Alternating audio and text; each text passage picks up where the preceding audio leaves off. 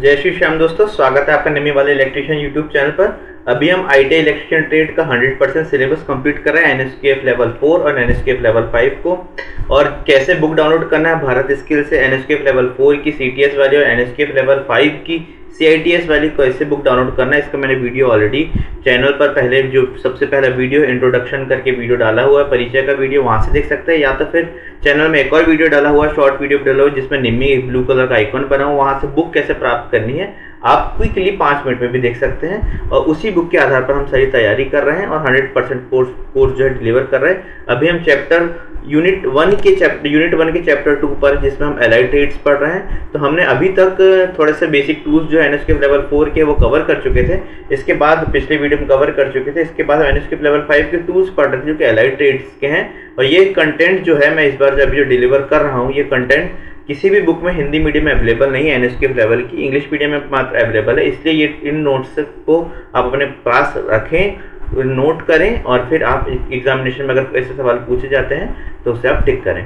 चलिए शुरू करते हैं एनएसक्यूएफ लेवल 5 के एलाइड ट्रेड्स के बेसिक टूल्स। ये मैंने उस दिन पढ़ा दिया था आपको। इसके पहले वाले वीडियो में सारी डिटेल बेसिकली मिल जाएगी। Rough file, bastard file, second cut file, smooth file, dead smooth file, ये क्या होती है। इसमें वर्ड्स का खेल है कुछ जैसे बास्टर्ड फाइल जो है ये सभी प्रकार की बेसिक फाइलिंग का इस्तेमाल करी जाती है। रफ फाइलिंग जो होती है सभी अधिक मात्रा में धातु को शीघ्रता से हटाने के लिए खुरदुरी फाइल का उपयोग किया जाता है, मतलब रफ फाइल का उपयोग किया जाता है। ठीक है, बास्टर्ड फाइल कॉमन फाइल जो सारी के लिए होती।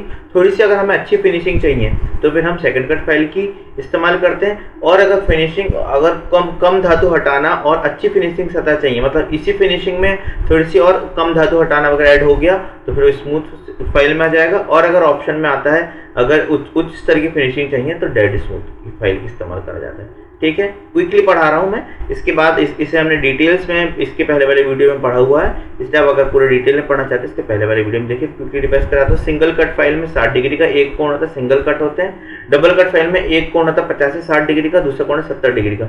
इनमें से सवाल आता है, ऐसे कंफ्यूजन हुआ था ना, 50 से 60 और 70, और यहाँ पे मात्र एक 60 डिग्री का। इससे सवाल आता है, इस पॉइंट से इनसे सवाल बनता है कि सेकंड कट फाइल में कोण कैसा होता है डबल कट फाइल में। ठीक है, और ये रास्ट फाइल का बहुत इंपॉर्टेंट, आज के एग्जाम में ये बहुत ज्यादा क्वेश्चन पूछा जा रहा है। यह एकमात्र फाइल है जिसकी आकृति अर्धगोलाकार है। ठीक है, ये देखिए लिखा केवल ये फाइलें केवल मतलब रास्ट फाइलें केवल अर्धगोलाकार आकार में उपलब्ध होती हैं। बाकी शायद देखिए ये भी देखिए कर्व्ड, अर्धगोलाकार में आएगा तो फिर कर्व्ड फाइल है। और आगे आप मैं एक और दिखा देता हूँ, देखिए अर्धगोलाकार एक अलग से फाइल भी होती है।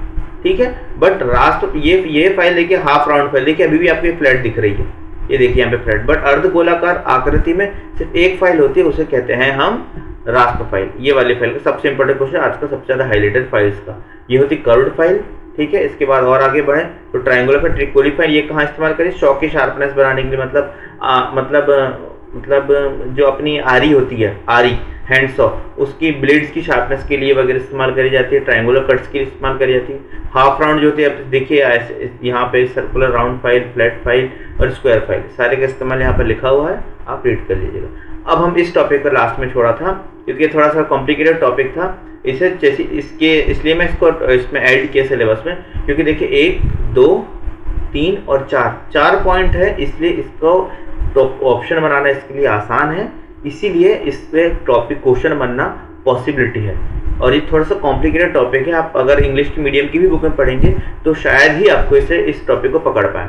एक विधि होती है कि फाइल को हम पुरानी फाइल, ये इसमें 4 प्रक्रिया 4 स्टेप में कोई पुरानी फाइल होती है तो उसकी दांतें जो होते हैं, उसके दांत जो होते हैं फ्लैट हो गए होते हैं, तो फाइलिंग अच्छे से स्मूथली कर नहीं पाती है। तो उस फाइल को हम फेंक तो नहीं सकते, तो उस फाइल की फिर से शार्पनिंग, उसको फिर से शार्प करने के लिए, जैसे हम चाकू तो नाइफ जो होता है घर को उसे पैना तो कर लेते हैं, बट फाइल को कैसे पैना करें उसकी प्रक्रिया होती है, उसकी प्रोसेस होती है, वो इस पॉइंट में, चारों पॉइंट में 1 बाय 1 हम समझेंगे। ठीक है, पहली होती है टॉपिंग, जिससे हम दूसरा नाम ज्वाइंटिंग भी कहते हैं। ठीक है, पहले मैं रीड करता हूँ, आप शायद रीड करने पर समझ जाए।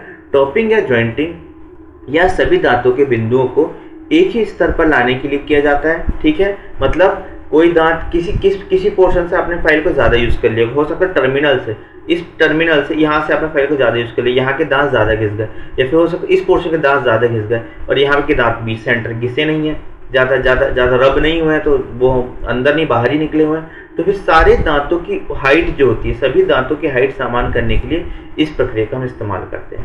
ठीक है, इस कैसे यूज करते हैं इसे, एक लकड़ी के ब्लॉक में एक सपाट फाइल को रखा जाता है और दांतों पर तब तक रगड़ा जाता है जब तक कि सबसे निचला दांत फाइल के चेहरे को ना छू ले। एक फाइल से दूसरी फाइल को रबिंग करी जाती है, इसमें ऐसा समझ सकते हैं आप। ठीक है, ब्लॉक के बीच फंसाया जाता है और इसे तब तक रबिंग करी जाती है जब तक कि सबसे छोटा दांत जो है उस दांत के बाकी के जो दांत हैं उस हाइट पे ना आ जाए। ये होती पहली प्रक्रिया। अब दूसरी प्रक्रिया रीशेपिंग, मतलब पुनः आकार देना। ठीक है, दांतों की नोक को बहाल करना आवश्यक है। ठीक है, मतलब पॉइंटेड करना आवश्यक है। इसलिए प्रत्येक दांत की गलिट्स, ये जो कहते हैं गलिट्स मतलब खांचे जो होते हैं, खांचे को उपयुक्त आकार की त्रिकोणीय फाइल का उपयोग करके फाइल किया जाता है। गलेट्स पिच और दांतों के कोण की एक समान गहराई बनाई रखने का ध्यान रखा जाता है। ठीक है, अब देखिए नालियां बनी हुई हैं। देखिए आपने फाइल में देखा होता है नालियां बनी होती है, उसे कहते हैं हम क्या, गलेट्स। ठीक है, तो फिर अब इसको हम फाइल, जैसे ये देखिए आप बताइए, ये सिंगल कट फाइल है, ये सिंगल कट फाइल है आपकी, ये देखिए सिंगल कट फाइल है, जूम किया हुआ है। अब इसे कैसे पैना कर रहे हैं हम, ट्रायंगुलर फाइल, सॉ फाइल जो त्रिकोणीय फाइल है, इसकी सहायता से हम इसके डेप्थ जो गहराई जो हमने सबकी तरफ अभी फ्लैट कर ली, हो सकता है हमने यहाँ से पूरी फ्लैट कर ली, ये सब दांतें ऊपर के पॉइंट्स खत्म हो गए। अब पॉइंट्स खत्म हो गए, बीच में ट्रायंगुलर शेप जो त्रिकोणीय आ रहा है वो बनेगा नहीं, शार्पनेस बनेगी नहीं, तो कैसे फाइलिंग करेंगे। तो फिर अब इन्हें हम फिर से पॉइंट बनाने के लिए हम इन्हें फिर से गहरी करेंगे और हम इस गहरी किस सहायता से करेंगे, ट्रायंगुलर त्रिकोणीय फाइल की सहायता से। ये होती है सेकंड, जिसे कहा जाता है रीशेपिंग। ठीक है, इसकी मैं याद करने की ट्रिक भी बताऊंगा आपको। ठीक है, इस तीनों पॉइंट और 2 पॉइंट और समझ ले, फिर आपको याद करने की ट्रिक बताऊंगा, आप कंफ्यूज नहीं होंगे। ठीक है, सेटिंग का अर्थ प्रत्येक दांत को विपरीत दिशा में मोड़ने की प्रक्रिया यहाँ आरी सेट प्लायर्स का उपयोग करके किया जाता है। एक आरी सेट प्लायर आती है, पर्टिकुलर प्लायर होती है जो आरी सेटिंग करने के लिए इस्तेमाल करी जाती है। जैसे हम हैंड्स जो सॉ होती है ना, आरी भी ऐसी वेव शेप में आकृति में होती है। अभी आपको मैं बताऊंगा, आरी वैसे वेव शेप की आकृति में, तब जाके वो कट करती है। ठीक है, या तो फिर इनके दांत ऐसे इंटरलॉक्ड रहेंगे, ऐसे इस प्रक्रिया में इंटरलॉक्ड रहेंगे। तो या ये होगी, या तो फिर वो वेव की प्रक्रिया में होगी। ये 2 प्रकार की आकृति होती है। अब इसको किसके सहायता से करा जाता है, आरी सेट प्लायर की सहायता से करा जाता है। तो फाइल में भी ऐसा होता है कि अगर एक कोण अगर इस दिशा में जा रहा है, एक कोण तो दूसरा कोण इस दिशा में जाएगा, तब जाके फाइल भी अपना कार्य करेगी। तो इस पोजीशन में लाने के लिए सेटिंग की प्रक्रिया का इस्तेमाल करा जाता है, जिसमें हम आरी सेट के प्लायर की सहायता से एक दूसरे के अल्टरनेट एकदम आने वाले अगले कोण से दूसरे कोण के जो एंगल पॉइंट है उसका एंगल अपोजिट करते हैं, बेंडिंग अपोजिट करते हैं। फिर आखिरी आती है शार्पनिंग। ठीक है, तीक्ष्ण करना यह अंतिम चरण है, जिसमें एक उपयुक्त आकार की त्रिकोणीय फाइल का उपयोग करके आरी के प्रत्येक दांत के गुलेट को तीक्ष्ण काटने वाली धार बनाने के लिए फाइल किया जाता है। मतलब अब लास्ट है, अब आपने शेप बना दी, देखिए बताइए, देखिए दिख रहा है शेप, ये दांत उस तरफ जा रहा है और ये सेकंड वाला दांत इस तरफ जा रहा है, ऐसे शेप बनाया जाता है आरी में। अब ये पॉइंट जो है, अब हो सकता है पॉइंट अच्छे से पॉइंटेड ना हो, तो पर्टिकुलर और फाइन त्रिकोणीय फाइल, पिछली बार से ज्यादा फाइन जो छोटी होगी और छोटी होगी, वैसे और त्रिकोणीय फाइल से अब इसके हम पॉइंट पे हम शार्पनेस बनाएंगे, तो उसे कहते हैं त्रिकोणीय जो होते हैं इसकी शार्पनिंग प्रोसेस। ठीक है, अब एक चीज मैं आपको इसको बताता हूँ याद करने का, TRESS। ठीक है, या फिर TRESS ऐसे याद कर सकते हैं अपन। ट्रेस होता है ना, ट्रेस जो अपन रहते हैं, ट्रेस लोहे के होता है, उसे ट्रस कहते हैं। जो आपने ऑडियो वगैरह में सुना होगा, डीजेस वगैरह में जो फ्रेम खड़ा होता है उसे कहते हैं ट्रस, उसे भी ट्रस कहा जाता है। तो फिर टी से होता है topping, RE reshaping, double S से आएगा सेटिंग और यहाँ शेपिंग। इनमें कंफ्यूज नहीं होना, शेपिंग तो लास्ट में ही आएगा। ठीक है, अब ये किस पॉइंट से आपको पूछ ले पॉइंट, ये अभी बीच में ये सवाल आने भी लगा था, एक बार पूछा गया कोई एग्जाम में, मुझे याद नहीं किस एग्जाम में कहाँ कब पूछा गया, बट एक बार मेरे सामने पर्टिकुलर एग्जाम में सवाल मुझे टकराया हुआ है, और शायद शेपिंग था मेरे हिसाब से उसका जवाब, या फिर रीशेपिंग था, मुझे याद नहीं है, फिर शार्पनिंग था। ऐसा ऑप्शन, चारों ऑप्शन बने थे, तो मैंने सही टिक करा था। ठीक है, पर मुझे याद नहीं कि क्या सवाल है, बट हाँ ये अभी मुझे एक बार मेरे क्रॉस आया है ये सवाल, इसलिए मैंने इस पॉइंट को ध्यान से ऐड करा। ठीक है, अब आगे बढ़ते हैं। हैमर, ठीक है, अभी तक तो हैमर आपने बॉल पिन हैमर या फिर cross pin hammer, straight pin hammer बस पढ़ा होगा। अब हम और जो हैमर्स के जो एलाइड ट्रेड में आते हैं सवाल जो कि पूछे जाते हैं, सबसे पहले तो इनका डायग्राम आप याद करिए। ये जो है क्लॉ हैमर, खीरे निकालने के लिए और हैमरिंग करने के लिए किस हैमर का इस्तेमाल करते हैं अगर पूछा जाता है तो उसे कहते हैं क्लॉ हैमर। ठीक है, अब क्लॉ हैमर के बारे में पढ़ते हैं। पंजा वाला हैमर, ठीक है, यहाँ ढलवा स्टील से बना होता है और इसका एक सिरे पर स्ट्राइकिंग फेस और दूसरे सिरे पर पंजा होता है। ठीक है, इसे कहते हैं क्लॉ हैमर। ठीक है, अब आया बॉल पिन हैमर, इसे इंजीनियर हथौड़ा भी कहा जाता है। ये बहुत इंपॉर्टेंट है, किस हथौड़े को इंजीनियर हथौड़ा कहा जाता है। ठीक है, ये बहुत इंपॉर्टेंट पॉइंट है, तो वो होगा बॉल पिन हैमर को इंजीनियर्स हथौड़ा, इंजीनियर्स हैमर कहा जाता है। ठीक है, कभी कभार इसे रिवेटिंग के लिए भी इस्तेमाल करते हैं। अगर ऑप्शन में रिवेटिंग हैमर कौन सा होता है, स्ट्रेट पिन हैमर जो होता है उसे कहते हैं रिवेटिंग हैमर एक्चुअली में, बट अगर ऑप्शन में स्ट्रेट पिन हैमर नहीं आया है, बॉल पिन हैमर आया और क्रॉस पिन हैमर आया, ये वाला क्रॉस पिन हैमर आया है और पूछ रहा है कि रिवेटिंग के लिए हम किस हैमर का इस्तेमाल करते हैं, पर वहाँ तो स्ट्रेट पिन हैमर है ही नहीं, तो फिर वहाँ पे क्या टिक करना होगा। आप सोचेंगे यार स्ट्रेट पिन हैमर शायद गलत हो, इसलिए ऑप्शन में नहीं डाला, आप शायद कंफ्यूज और क्रॉस पिन हैमर टिक कर दे गलती से, बट ऐसा नहीं है। अगर प्राथमिकता की बात आती है वहाँ पर तो आप हमेशा स्ट्रेट पिन हैमर अगर दिया है तो फिर आप टिक करेंगे हाँ रिवेटिंग के लिए हम स्ट्रेट पिन हैमर का यूज़ करते हैं, पर अगर स्ट्रेट पिन हैमर ऑप्शन में नहीं दिया है तो आप टिक करेंगे बॉल पिन हैमर। ठीक है, इतना डेप्थ आपको कोई टीचर नहीं पढ़ाएगा, मैं पढ़ा रहा हूँ। ठीक है, तो मुझे एज अ थैंक्स कि आपको अगर कुछ भी नया सीखने मिल रहा है, आप पहले भी पढ़ चुके हैं या आप जैसे भी तो पहली बार तैयारी कर रहे हैं, आपको कुछ सीखने मिल रहा है, कुछ नया अच्छा कंटेंट मिल रहा है, तो as a vote of thanks या फिर अप्रिशिएशन के आप मुझे चैनल को लाइक करें, सब्सक्राइब करें, जहाँ भी डाउट है प्लीज़ कमेंट करें, मैं ज़रूर रिप्लाई करूँगा। और प्लीज़ दोस्तों तक, दूसरे दोस्तों तक पहुँचाएं आपके, ताकि वो भी इस तरह पढ़ाई कर सकें, मेहनत कर सकें, मेरे भी एटलीस्ट चैनल के सब्सक्राइबर बढ़ सके थोड़े। ठीक है, तीसरा आता है क्रॉस पिन हैमर। ठीक है, इस हथौड़े का सिरा हैंडल के सम 90 डिग्री के कोण पर होता है। ठीक है, अब एक सवाल पहले आता था, अब तो खैर नहीं आता, कम हो गया। हैंडल से 90 डिग्री का कोण, ये देखिए हैंडल से 90 डिग्री का कोण, ये होगा क्रॉस पिन हैमर का। ठीक है, इसका इस्तेमाल मेटल की शीट में खांचे बनाने एवं आंतरिक वक्र बनाने और बहुत पतले कील ठोकने में किया जाता है।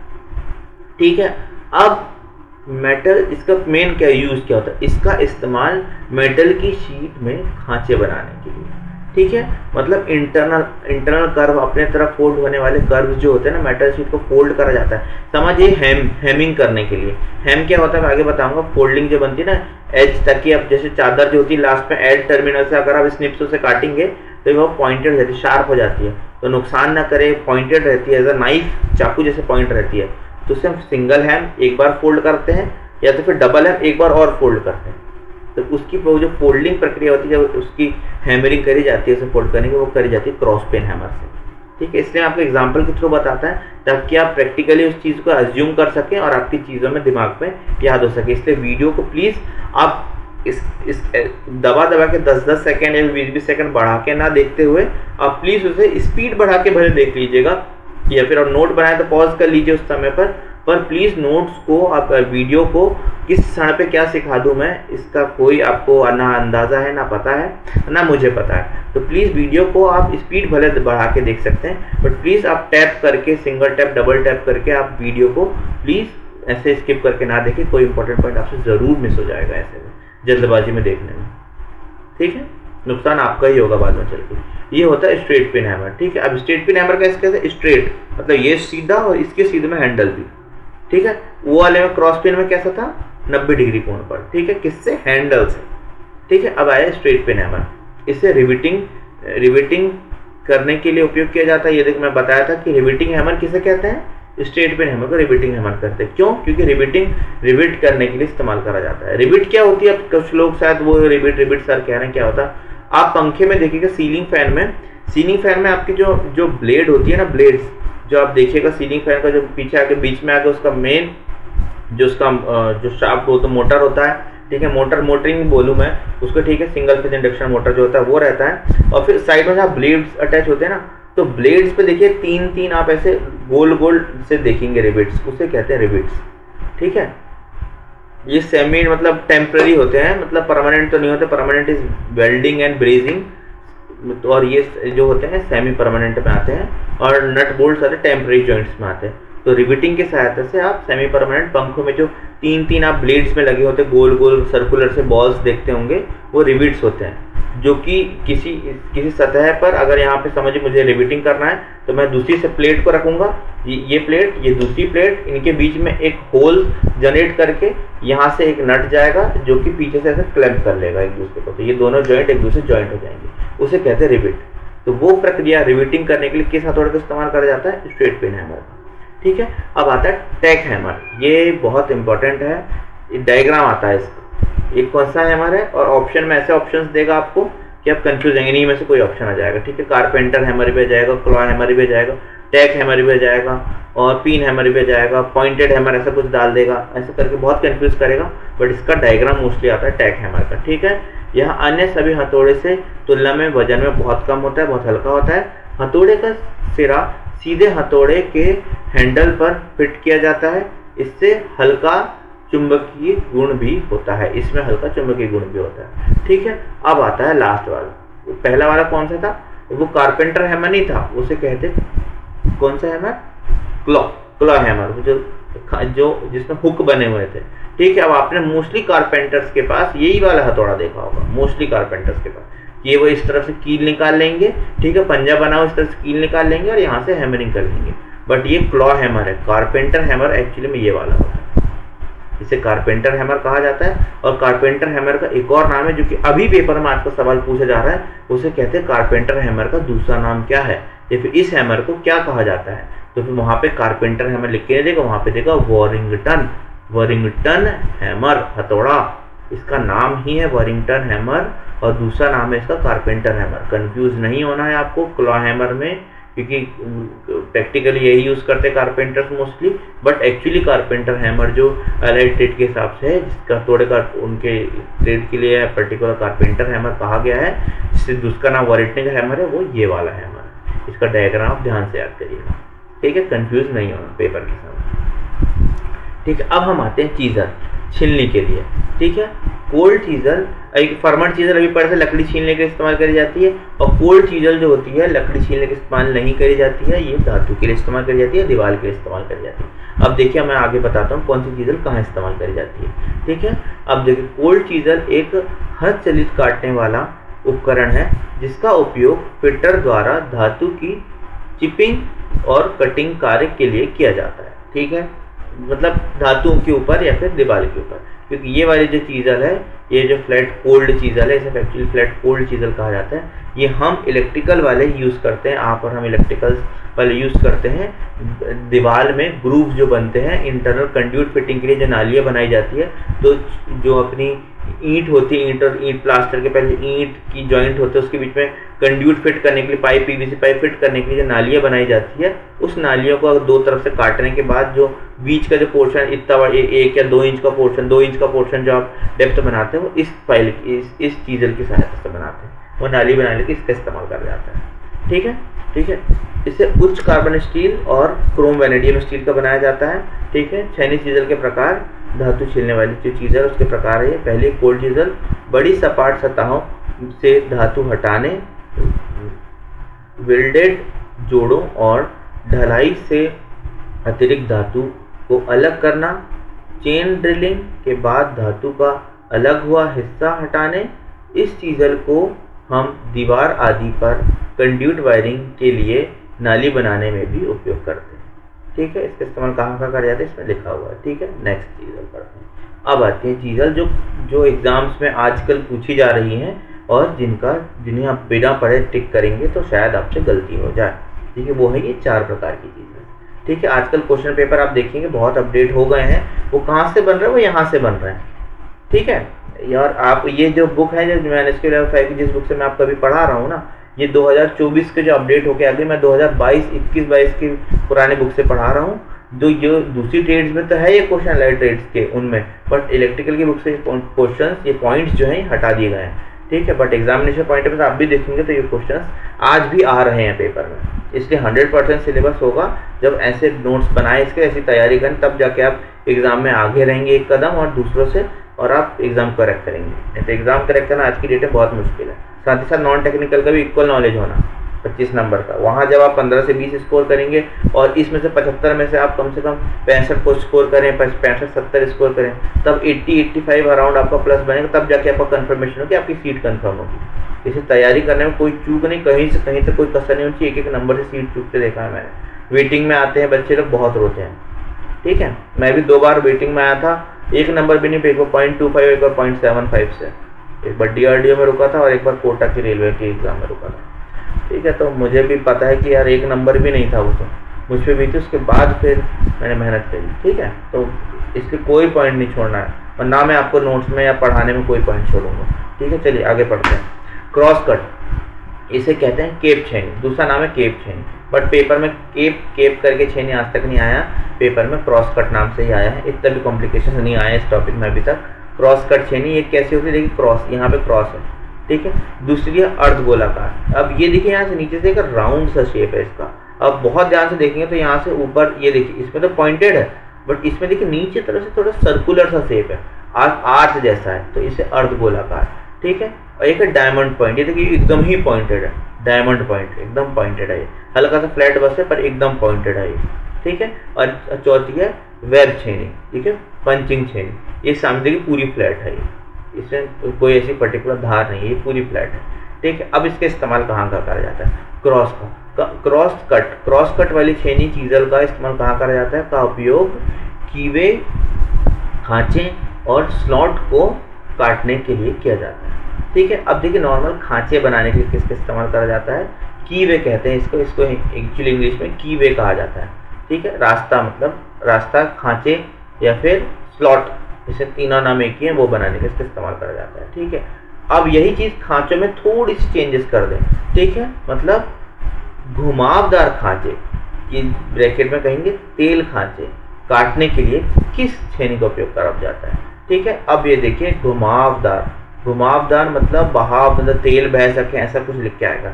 और इसी का सवाल अभी पेपर में आ रहा है कि कैसी कौन सी छेनी है, इसको घुमा फिरा के पूछ रहे हैं अलग अलग लैंग्वेज में, कि जिसका इस्तेमाल हम नाली बनाने में, ऑयल बहने के लिए, या फिर घुमावदार खांचे बनाने के, जैसे ये लिखा हुआ है, इसका इस्तेमाल करा जाता है। तो यह छेनी है जिसका इस्तेमाल हम ऑयल बह सके ऐसी नाली बनाने के लिए इस्तेमाल करा जाता है, ठीक है।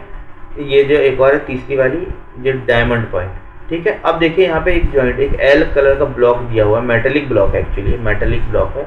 अब इस छेनी से अगर हम यहाँ करेंगे ना, तो फिर या तो फिर नीचे तरफ ज़्यादा डेप्थ में हिट हो जाएगा, या तो फिर ऊपर तरफ ज़्यादा डेप्थ में हिट हो जाएगा, ठीक है। बट अगर इस छेनी की सहायता से इसमें करेंगे ना हम यहाँ पे, तो फिर देखिए एकदम पॉइंटेड, जो एज पे छीलना है तो एज ही छिलाएगी, ठीक है। तो फिर इसका उपयोग कोनों पर सामग्री को चौकोर करने के लिए किया जाता है, ठीक है। यहाँ पे एकदम स्क्वायर हो, पॉइंटेड स्क्वायर। यहाँ इसकी सहायता से, क्रॉस कट की सहायता हम पॉइंटेड स्क्वायर नहीं कर सकते, क्यों? क्योंकि ये तो खांचे बनाने के इस्तेमाल करी जाती है, ठीक है। बट ये ऐसी चीज लिंक के लिए ये वाली इस्तेमाल करी जाती है। अब ये वेब चीजर, इसका डायग्राम आता है, ठीक है। ये कौन सी चीजर है, diamond point, cross cut, half round, ऐसे ऑप्शन आएगा। ये कौन सी, देखते समझ में आना चाहिए, अरे तो वेब चीजर है। वेब चीजर मतलब हमने चादर, लोहे की चादर मोटी शीट में छेद कर दिए, पास ड्रिलिंग कर दिए, होल कर दिए। अब हमें पर उन होल्स को तोड़ना है, ठीक है। अब उन होल्स के बीच में हम ये चीजों को रखेंगे, बहुत पावर से स्ट्राइक करेंगे हैमर, तो ये जो बीच में छोटा सा माइन्यूट से जो रह जाता है, जो जॉइंट बनाए रखता है, हमें हो सकता है कि बीच के इतना सरफेस एरिया का जो प्लेट है ये मुझे रिमूव करनी है, और सिर्फ मेरे किनारे की बाहर की चाहिए। तो अंदर की प्लेट को ड्रीप करने के लिए मैंने जो मार्किंग करी थी, उसके अंदर मैंने ड्रिलिंग कर दी, पास, और चादर मोटी है, तो मुझे चादर तोड़नी पड़ेगी कहाँ से, जॉइंट से। तो मैं किस छेनी की सहायता से तोड़ूंगा, जिनके बीच में जो गैप है वो उसके तोड़ने के लिए, क्योंकि कमजोर हो जाएगा तो हैमरिंग करने से टूट जाएगा। तो किसके साथ, डायरेक्ट हैमर तो मारूंगा नहीं, तो ज़्यादा मेहनत है कि मैं वेब चीजर को मारूंगा, जिससे मेरी चीज टूटना भी बहुत सही से अच्छे से टूटेगा और आसान होगा, ठीक है। ये होती है वेब चीजर, ठीक है। अब और भी प्रकार की छेनी है। अब ये आ गई फिर से लकड़ी छीलने वाली छेनी, मतलब ये जो मेन जो अपनी फॉर्मट चीजर है ना, जो कि लकड़ी छीलने के इस्तेमाल करा जाता है, इसके भी 3 प्रकार और हैं, ठीक है। इतनी प्रकार की छेनी एलाइड ट्रेड्स, ऐसे ही छोटा सा ट्रेड नहीं है। टूल्स बहुत इंपॉर्टेंट है, एक ना एक टूल आप एक तो छोड़िए, एक से ज़्यादा टूल्स हर पेपर में पूछे जाते हैं। ये 2 वीडियोस पढ़ लो, आपका टूल्स का क्वेश्चन कहीं बाहर नहीं जाने वाला। यही 2 वीडियोस की पहले वाली और एक ये वीडियो में टूल का क्वेश्चन कहीं कोई टूल नहीं आएगा। इसके बाद मैंने खुद आज तक नहीं पढ़ा इससे ज़्यादा कोई टूल, और मुझे आज तक इससे ज़्यादा टूल पढ़ने की ज़रूरत भी नहीं पड़ी, क्योंकि इससे बाहर कोई पूछता नहीं, क्योंकि इससे बाहर क्या ही पूछ लेगा। 100% टूल्स तो होगा, ठीक है। सारी ट्रेड के मेन टूल्स होगा मोस्टली, ठीक है। और इसका थोड़े से और बचेंगे कौन से, जो बुक के अंदर दिए हुए इंग्लिश मीडियम में थोड़ा था, जो मैं आपको डायग्राम सहित कहाँ यूज़ किया जाता है वो पर्टिकुलरली बताऊंगा, ठीक है। तो ये वीडियो शायद थोड़ी सी लंबी हो जाए, बट इस वीडियो में हम टूल्स को खत्म कर देंगे। आपको अगर लगे तो आप पॉज करिएगा या फिर नेक्स्ट वीडियो में कंटिन्यू करके देखिएगा, बट हम इस वीडियो में टूल्स को खत्म कर देंगे, ठीक है। फॉर्मल चीज़र, उसके उपयोग सामान्य छेनी के काम में किया जाता है, मतलब नॉर्मल लकड़ी के इस्तेमाल में। दूसरा है बेवल एज, ठीक है, बेवल एज फॉर्मल छेनी। अब बेवल एज क्या होता है, ये जो ट्रायंगुलर सा बन रहा है ना, ट्रेपेजियम सा बन रहा है ये सामने, इसे कहते हैं बेवल एज।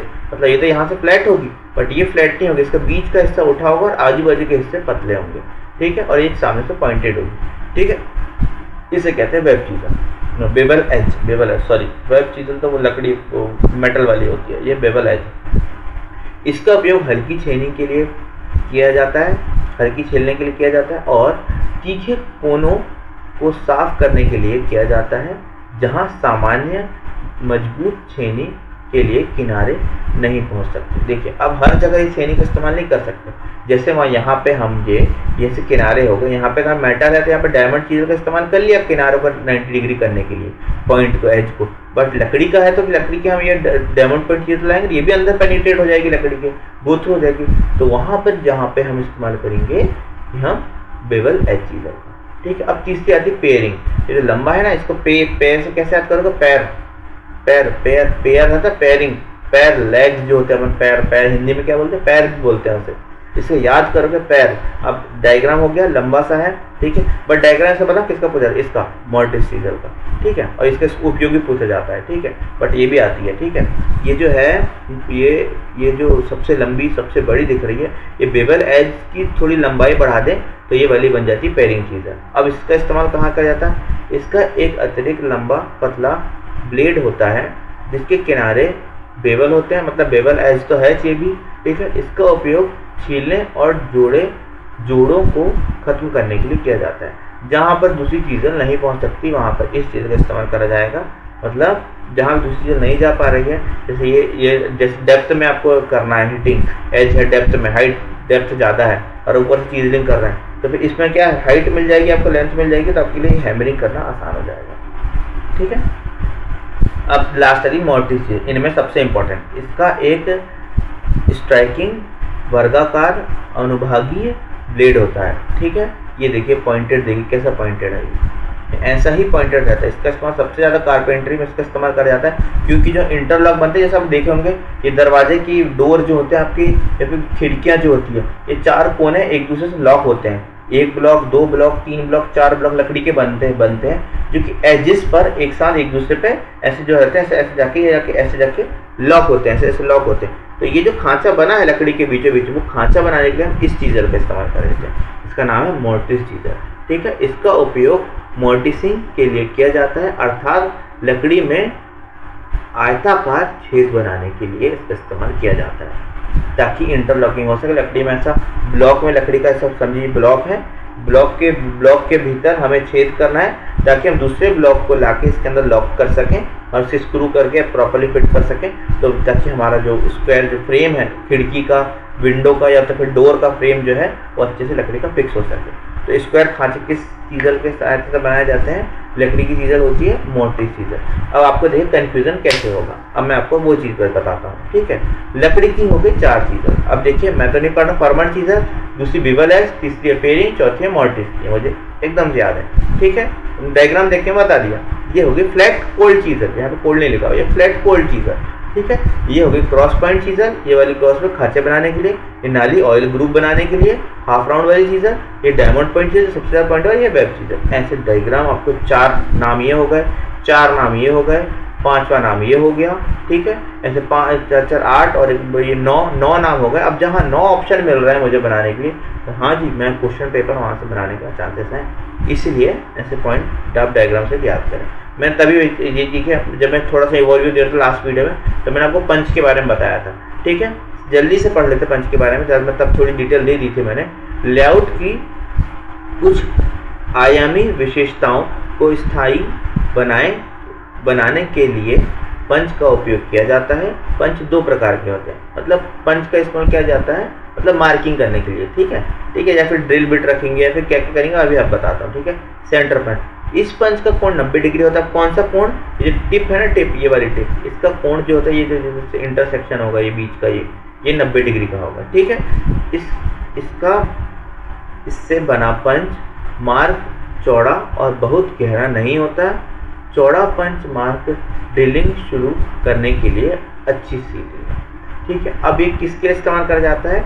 ड्रिलिंग मार्क के लिए, मतलब धातु के ऊपर मुझे ड्रिल बिट, जैसे मेटल के ऊपर अगर हम डायरेक्ट ड्रिल बिट लगा के ड्रिलिंग करेंगे ना मशीन का, तो वो स्लाइड होगी और मेटल पे के ऊपर स्लिप होके इधर उधर छेद हो जाएगा। अगर कहीं आपने गलत जगह पे पॉइंट पावर लगा दिया तो वहीं तुरंत पेनिट्रेट हो जाएगी और मेटल में वहाँ छेद हो जाएगा, ठीक है। तो मुझे अगर इस जगह पे छेद नहीं चाहिए, मुझे ऐसा ड्रिल करना, तो फिर मैं उस बिट को जो पॉइंट होगा उस पॉइंट को मुझे फिक्स करने के लिए एक वहाँ पे होल चाहिए होगा, और वो होल मैं करूँगा 90 डिग्री कोण वाले सेंटर पंच से, और फिर उसके बाद मैं लगाऊंगा उस पर बिट, और फिर ड्रिलिंग स्लोली करते स्पीड बढ़ा के मैं उस होल पे पर्टिकुलरली उसी लोकेशन पे ड्रिल करूँगा। वो किस सहायता से होगी? सेंटर पंच।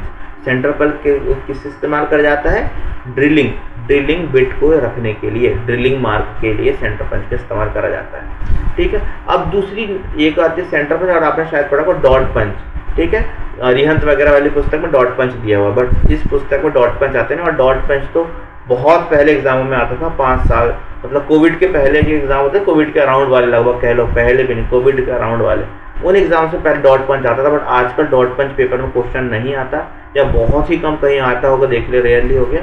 अब एक्चुअली आता है प्रीक पंच, क्योंकि प्रीक पंच 2 प्रकार के होते हैं, एक 60 डिग्री का, एक होता है 30 डिग्री का। अब देखिए 90 डिग्री में कितना चौड़ा कोण था, तो डेप्थ में गहराई तक मार्क नहीं जा रहा था, बट 60 डिग्री में वो जो चौड़ा जो कोण है वो थोड़ा सकरा हो गया, पॉइंटेड हो गया, और 30 डिग्री में देखिए और भी ज्यादा पॉइंटेड हो गया। तो 30 डिग्री वाला बहुत गहराई तक जाएगा, ये मीडियम उतनी गहराई पर नहीं जाएगा, ठीक है। अब 60 डिग्री वाला जो होता है, ये इसे कहते हैं विटनेस मार्क, देखिए दिखा होता है, ये होता है witness mark, prick punch mark of angle 60 degree, इसे कहा जाता है विटनेस मार्क। तो फिर ड्रिलिंग के लिए 90 डिग्री वाला, विटनेस मार्क के लिए 60 डिग्री वाला, और डिवाइडर पोजीशन मार्क के लिए, मतलब डिवाइडर जो होता है, मार्किंग डिवाइडर जो होता है, मतलब जो राउंडर और डिवाइडर अपने कंपास में जिसके दोनों पैर पॉइंटेड होते हैं, दोनों निप्स पॉइंटेड होती हैं, वो मेजरमेंट उठाने के लिए इस्तेमाल करा जाता है। तो ये तो फिर वो इस्तेमाल करने के लिए हम करते हैं 30 डिग्री का प्रीक पंच, ठीक है। इसमें वही चीज़ लिखी हुई है जो मैंने अभी आपको बोल के बताया, ठीक है।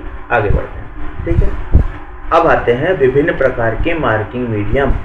ये कभी आ जाता है पेपर में ये पॉइंट, क्योंकि इसमें भी 4 ऑप्शन दिए हुए हैं, ठीक है। अब सफ़ेदी मतलब चूना, जैसे आप इसे सफ़ेद, आप नाम से ही होगा, बहुत इजी है, आप घबराइए मत, एक बार रीड करेंगे आप, इसे भागें, अगर ऐसे पॉइंट्स देख के आप अगर भागने लगे वीडियो से या तो फिर पढ़ाई से भागने लगे ना, तो आपके सब क्वेश्चन यहाँ चुकेंगे, ठीक है। मैं भी जब तक नहीं पढ़ा हुआ था ना इस निम्मी बुक को, मैं भी भागता था ऐसे ही, जब तक नहीं पढ़ा था ना तब तक ऐसे क्वेश्चन मेरे एग्जाम्स में आते थे और मुझे बनते नहीं थे, पर मैं सोचता कैसे आ गया, आउट ऑफ सिलेबस तो नहीं है, बट नहीं, वो ऐसे सिलेबस से होते, ठीक है। और फिर आखिरकार इतनी मेहनत कर लो, नॉन टेक मेहनत कर लो और एग्जाम रह जाता है। चलिए सफ़ेदी पहला पॉइंट। अभी किसके लिए इस्तेमाल करा जाता है? मार्किंग। अब काहे की मार्किंग कर रहे हैं, किस चीज़ की मार्किंग कर रहे हैं हम? मार्किंग कर रहे हैं धातु के ऊपर कट करना है, या फिर मुझे मेजरमेंट चाहिए, कोई अप्रॉक्स मेजरमेंट चाहिए कि मुझे मार्किंग करनी है किसी भी यूज़ करने के लिए, तो मार्किंग किस सहायता से करेंगे? सफ़ेदी पहली प्रक्रिया होती है सफ़ेदी। इसका प्रयोग ऑक्सीकृत सतहों वाली खरदूरी, फोर्जिंग और ढलाई पर किया जाता है। सफ़ेदी कई तरीके से तैयार की जाती है, जैसे चॉक पाउडर को पानी में मिलाकर चॉक से मार्किंग कर लीजिए, पानी में मिलाकर, या तो फिर मिथाइलेटेड स्पिरिट के साथ मिश्रित चॉक, ठीक है। मिथाइलेटेड पानी की जगह मिथाइलेटेड स्पिरिट इस्तेमाल करें पर रहेगा चॉक, ठीक है। और फिर तारपीन के साथ मिश्रित सफ़ेद सीसा पाउडर, ये तीसरा। अब इन तीनों में से कोई भी एक तरीके से आप सफ़ेदी, तो सफ़ेदी एक्चुअली होगी कैसी, आपने देखो कि गीली चौक अगर हम बोर्ड पे चलाते हैं तो कैसा मार्क बन के आता है, सेम वैसे मार्क आपकी धातु की चादर के ऊपर बन के जाएगा, या फिर कहीं भी जहाँ जहाँ आप चाहें वहाँ बन के जाएगा, लकड़ी का हो, कैसे भी स्लेट हो, कैसे भी हो, उसके ऊपर बन के जाएगा। तो ये प्रक्रिया कहलाएगी, इस पर फेस करते हैं कहेंगे सफ़ेद। दूसरी है पर्शियन नीला, पर्शियन ब्लू, एक्चुअली इसे इंग्लिश में कहा जाता है पर्शियन ब्लू, नीला लिख के नहीं आता पेपर, पर्शियन ब्लू हिंदी में, ऐसे पर्शियन लिखा हुआ ना वैसे ब्लू हिंदी में लिखेगा, आधा बा ला में उसकी मात्रा, ब्लू ब्लू लिख के आएगा, ठीक है। अब ये क्या होता है, आप देखिए इसे पढ़ते हैं। इस फाइल या मशीन से तैयार सतहों पर इस्तेमाल किया जाता है, ठीक है। इससे बहुत स्पष्ट रेखाएं मिलेगी, लेकिन सूखने में ज़्यादा समय लेगा, बस यही पॉइंट इसका इम्पोर्टेंट, ठीक है। रेखा तो अच्छी बनेगी बट ये सूखने में बहुत ज़्यादा समय लगेगा, इसलिए इसका इस्तेमाल हम नहीं करते, ठीक है। वहाँ ऐसा सवाल भी आता है कि वहाँ मार्किंग स्कीम कौन सी है जिसका सूखने में अधिक इस्तेमाल लगता है, तो वो है पर्शियन ब्लू, इसे सूखने में अधिक इस्तेमाल करा जाता है, अन्य अंकन माध्यमों की तुलना में अधिक प्रभावी है, मतलब इसका मार्क बहुत अच्छा बन के आएगा बट सूखने में समय लेगा, ठीक है। इसका ड्रॉबैक है। और एडवांटेज क्या है सूखने में, देखो ड्रॉबैक हो गया कि सूखने में ज़्यादा समय लेगी, और एडवांटेज क्या हो गया इसका कि अन्य जो मार्किंग मीडियम है उसके इसकी जो मार्क होगा बहुत अच्छा होगा, उससे बेहतर मार्क होगा। अब तीसरा इन चारों का सबसे इम्पोर्टेंट आया कॉपर सल्फेट। देखिए अब क्या इम्पोर्टेंट है इसे बताइए।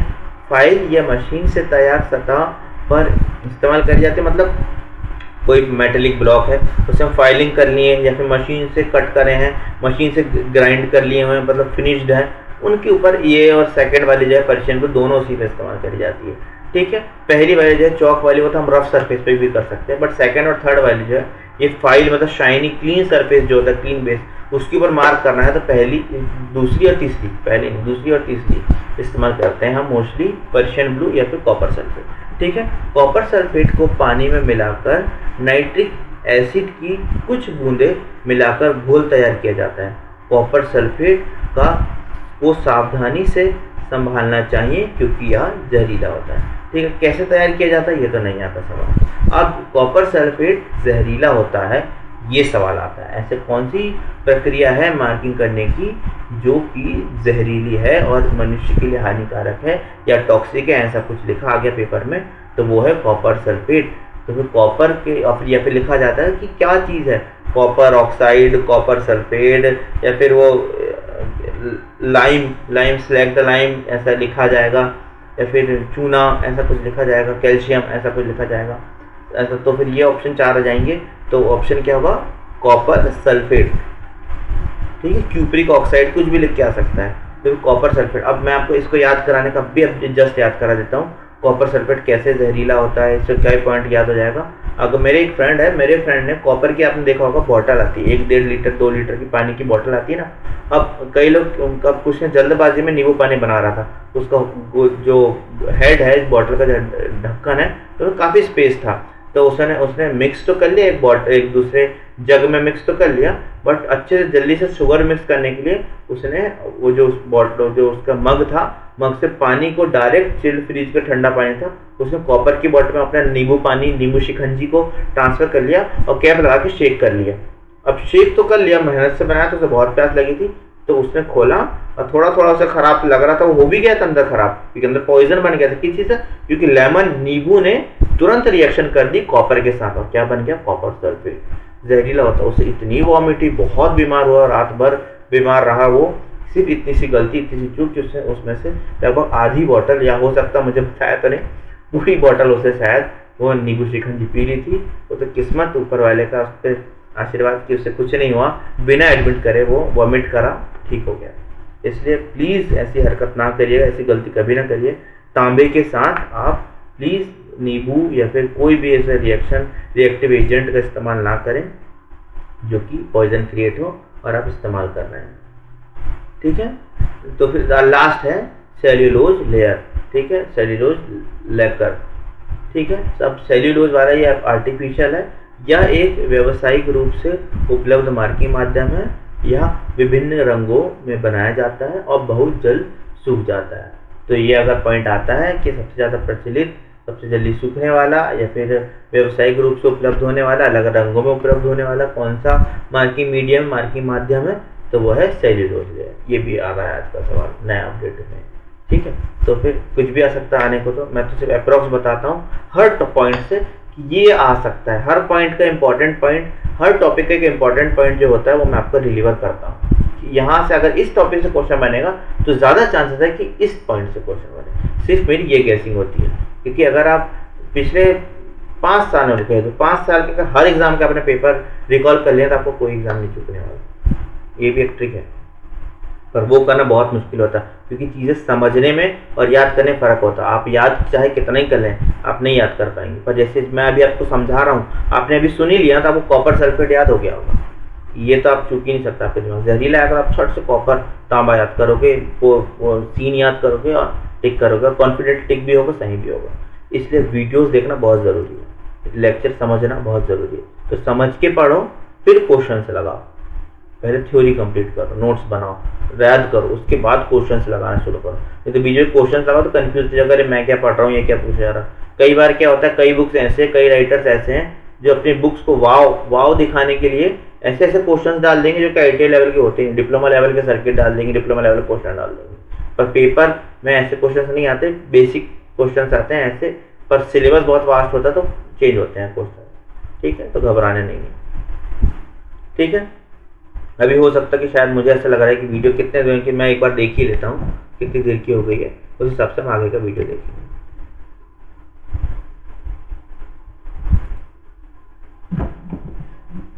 अभी एक्चुअली 40 मिनट की हो गई है, चलिए और फिर भी थोड़ा 5 मिनट और पढ़ लेते हैं, ठीक है।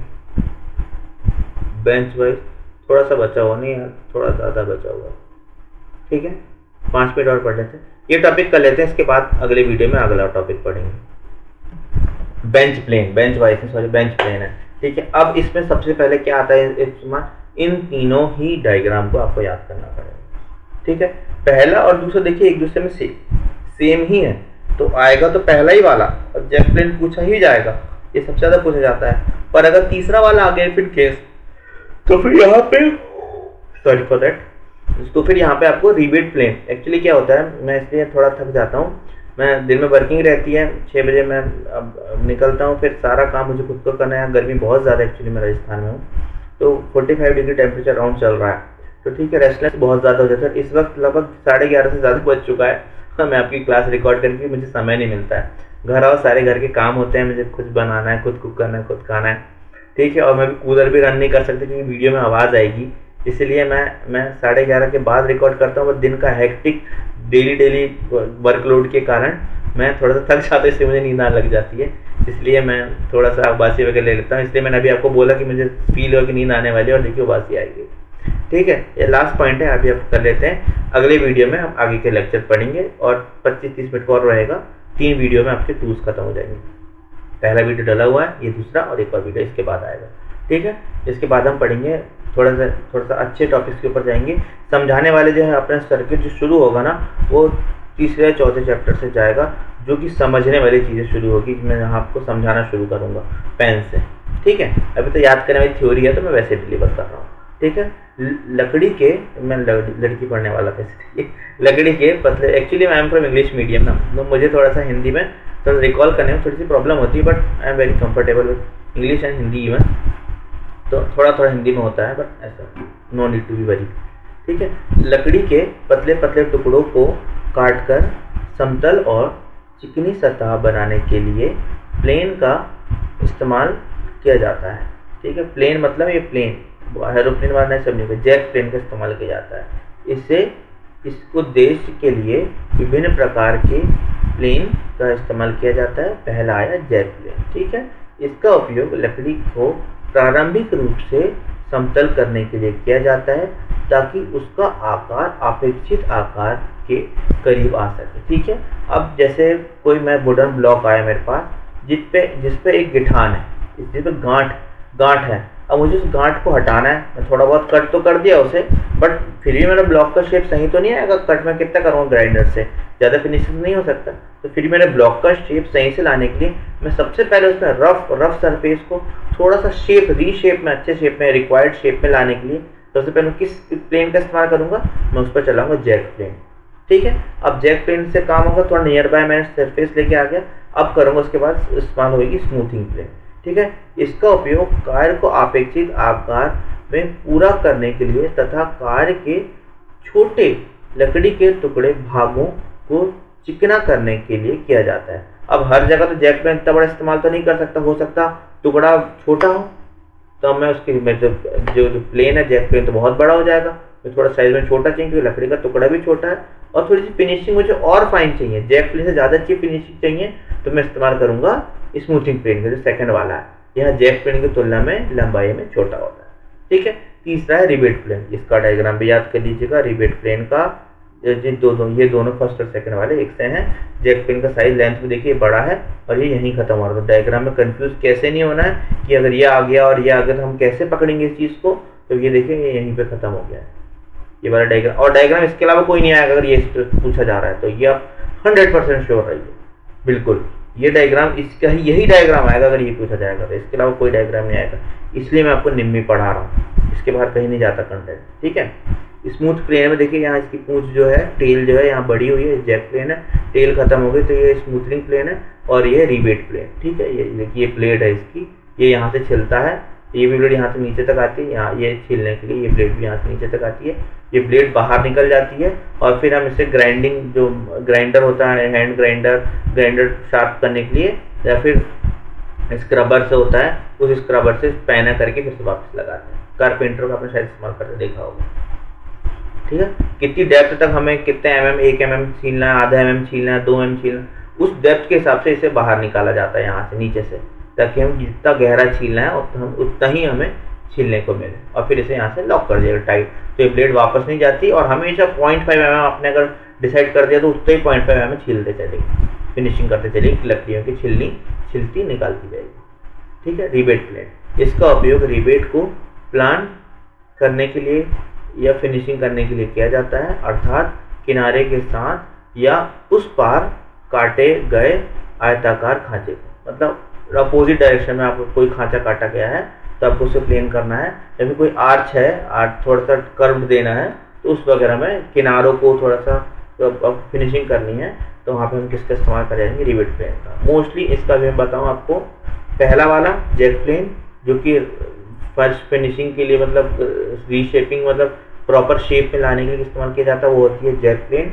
और दूसरा है इनके डायग्राम, ये दो ही इंपॉर्टेंट पॉइंट्स है जिससे पूछ जाते हैं इन तीनों के डायग्राम। ठीक है, अगला पॉइंट क्या है, एक बार बेसिक रिकॉल करवा दूँ आपको, ये 100 बहुत इंपॉर्टेंट है, ये दोनों 100 में कंफ्यूजन होता है। ये कंपास है, ये कीहोल 100 है, ठीक है, ये अलग कूपिंग 100 है, और ये मेटल चादर, इसका बहुत इंपॉर्टेंट पॉइंट है, क्वेश्चन आता है हमेशा, मतलब हर 2-3 एग्जाम दोगे ना, एक एग्जाम में एक क्वेश्चन फंसेगा ही इन 6 में से 1 पॉइंट का। ये स्निप है, ये स्निप भी आजकल क्वेश्चन अपडेट होकर आने लगा है, पहले दूसरा क्वेश्चन आता था इस स्निप से, आजकल दूसरा क्वेश्चन आने लगा, इसमें मौजूद है, वो भी पढ़ा हुआ है। ठीक है, स्क्रू शायद आ जाए इसलिए मैं डाला हुआ है। ठीक है, स्टिक, इससे भी क्वेश्चन बनता है, डायग्राम से भी बनता है, इस्तेमाल से भी बनता है, ये वाला बहुत इंपॉर्टेंट, ये वाला। ठीक है, ये वाला भी पूछा गया था पेपर में, इंपॉर्टेंट तो सारे ही हैं, कुछ ही पूछ सकता है। नॉच का डायग्राम नहीं डाला हुआ है, नॉच का मैं डायग्राम ऐड कर दूंगा तो अगले वीडियो में अच्छा हो गया, नॉच के बारे में आपको उसमें बताएंगे। नॉच मतलब होता है, मतलब मिठाई का बॉक्स होता है ना, कैसे फोल्ड करा जाता है, तो प्लेन शीट ही है, तो कैसे कट करेंगे, कैसे फोल्ड करेंगे, उसे कहते हैं नॉच। ठीक है, उसकी अलग अलग प्रक्रिया होती है, लैंग्वेज जो आप यहीं पढ़ेंगे आप समझ जाएंगे। ठीक है, चलिए अगले वीडियो में मिलते हैं। प्लीज़ मैं इस तरह से मेरा रिक्वेस्ट है कि आप प्लीज़ वीडियो को लाइक करें और सब्सक्राइब करें चैनल को, ऐसे पढ़ाई करते रहने के मेरे साथ। और थर्ड चीज़ है कि प्लीज़ कमेंट करें और प्लीज़ मुझे फीडबैक भी दें कमेंट के सहारे, कि मैं मोटिवेटेड रहूं और आपको ऐसे ही पढ़ाते चलूं और आप पढ़ते चलें मेरे साथ। तब तक के लिए राधे राधे।